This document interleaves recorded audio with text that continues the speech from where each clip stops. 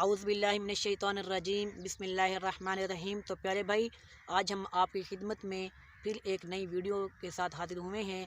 अल्लाह ताला से दुआ है कि आज मैं आपको जो कुछ बताऊं, अल्लाह ताला मुझ समेत उस पर अमल करने की तौफीक दे। तो प्यारे भाई, मैं आपकी खिदमत में एक नई दुआ के साथ हाजिर हुआ हूँ। दुआ ये है कि जिसके पढ़ने से अल्लाह ताला आपके गमों को और परेशानियों को दूर फरमा देंगे। प्यारे भाई, वो दुआ ये है, हस्बुनल्लाहु व निअमल वकील। अगर आप ये दुआ पढ़ेंगे तो इंशाअल्लाह ज़रूर अल्लाह ताला आपकी परेशानियों को और दुखों को दूर फरमा देंगे। दूसरी दुआ ये है, इन्नमा अशकू बस्ती व हुज़्नी इलल्लाह। बेसिकली ये कुरान मजीद की एक आयत है। अगर आप ये भी पढ़ेंगे तो इंशाअल्लाह आपको दुनिया में ज़रूर फ़ायदा होगा।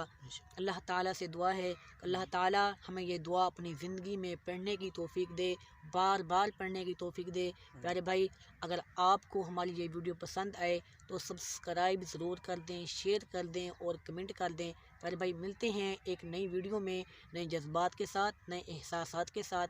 तब तक के लिए अपना बहुत सारा ख्याल रखिए। अल्लाह हाफ़िज़।